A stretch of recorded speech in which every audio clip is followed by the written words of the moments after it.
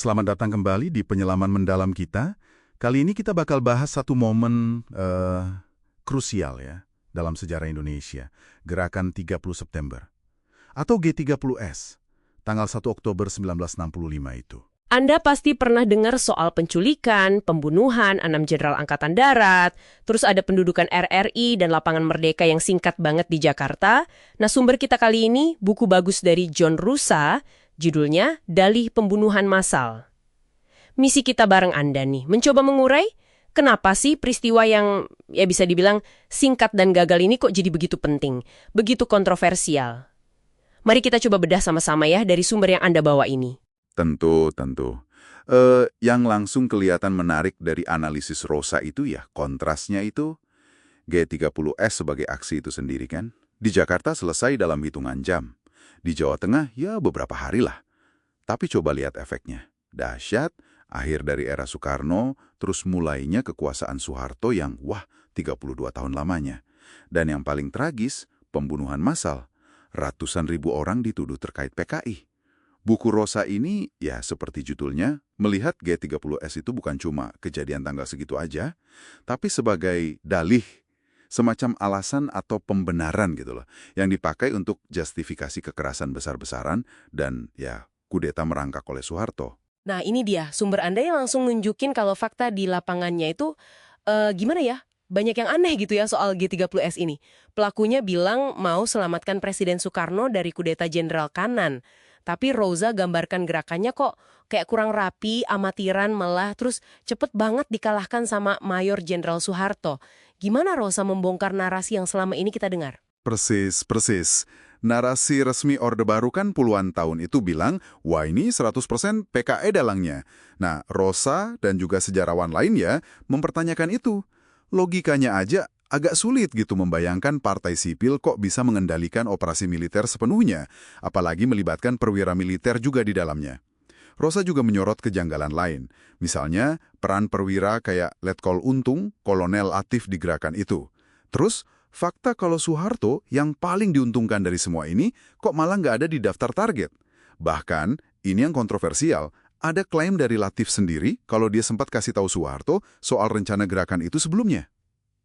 Wah, kalau klaim Latif itu benar, implikasinya kan jadi besar sekali ya, mengubah total narasi penyelamatan oleh Soeharto itu. Terus, gimana Rosa menimbang klaim-klaim semacam ini? Mengingat sumber informasi peristiwa ini kan seringkali ya bermasalah. Nah, ini poin penting banget yang Rosa teliti. Dia itu sangat kritis sama sumber-sumber dari Orde Baru. Terutama kesaksian-kesaksian di pengadilan Mahnilub itu, Mahkamah Militer Luar Biasa. Rosa nunjukin gimana kesaksian itu kemungkinan besar ya didapat di bawah tekanan. Mungkin ada penyiksaan juga. Jadi, keandalannya diragukan sekali.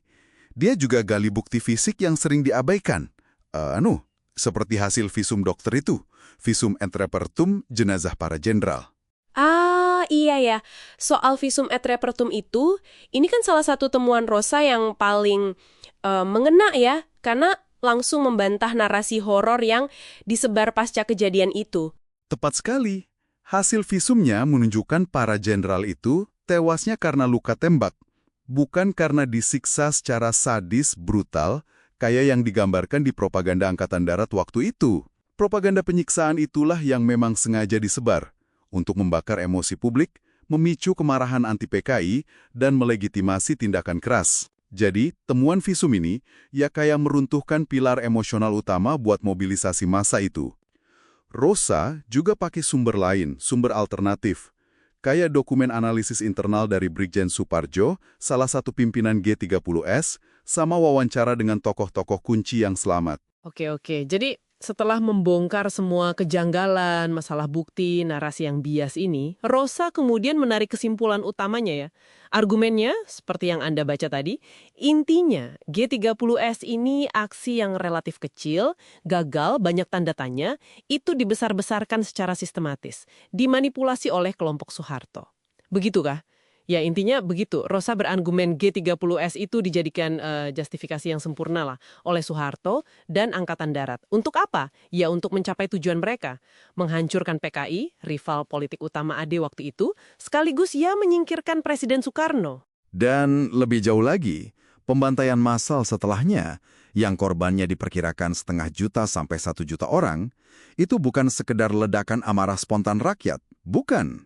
Rosa menunjukkan ada perencanaan, ada provokasi lewat propaganda, dan peran aktif militer, termasuk pasukan khusus kayak RPKAD waktu itu, dalam mengarahkan dan melaksanakan kekerasan itu. Penting banget ya untuk memisahkan antara peristiwa G30S di awal Oktober 1965 itu dengan gelombang kekerasan massal dan penangkapan jutaan orang yang terjadi setelahnya. Berbulan-bulan, bahkan bertahun-tahun kemudian. Sangat penting. Rosa bahkan mengutip Soekarno sendiri yang konon katanya ya bilang begini, Angkatan Darat itu mau membunuh tikus, seluruh rumahnya dibakar. Metafora yang kuat sekali dari Soekarno. Itu menggambarkan betapa nggak proporsionalnya reaksi yang terjadi. Dan bagaimana G30S jadi dalih untuk transformasi politik yang, ya ampun, radikal dan berdarah banget di Indonesia. Efeknya bukan cuma di Indonesia, tapi juga mengubah peta geopolitik Asia Tenggara, terutama di mata Amerika Serikat pas Perang Dingin itu. Penyelaman kita berdasarkan sumber Anda ini sampai di sini dulu, tapi jelas ya pertanyaannya belum selesai sama sekali. Rosa menunjukkan gimana versi G30S ala Orde Baru ini kemudian dipakukan jadi kebenaran tunggal selama puluhan tahun. Lewat monumen kayak Pancasila Sakti, museum, film propaganda yang dulu wajib tonton itu kan? Betul. Dan ini ya meninggalkan pertanyaan penting untuk Anda renungkan lebih lanjut.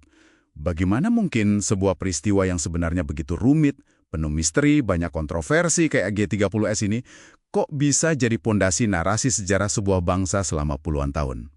Dan lebih dalam lagi, mungkin perlu kita pikirkan, bagaimana ingatan kolektif kita soal periode kekerasan massal yang luar biasa itu dibentuk? Atau mungkin diarahkan? Atau malah sengaja dibungkam oleh narasi penguasa saat itu? Sampai jumpa di penyelaman berikutnya.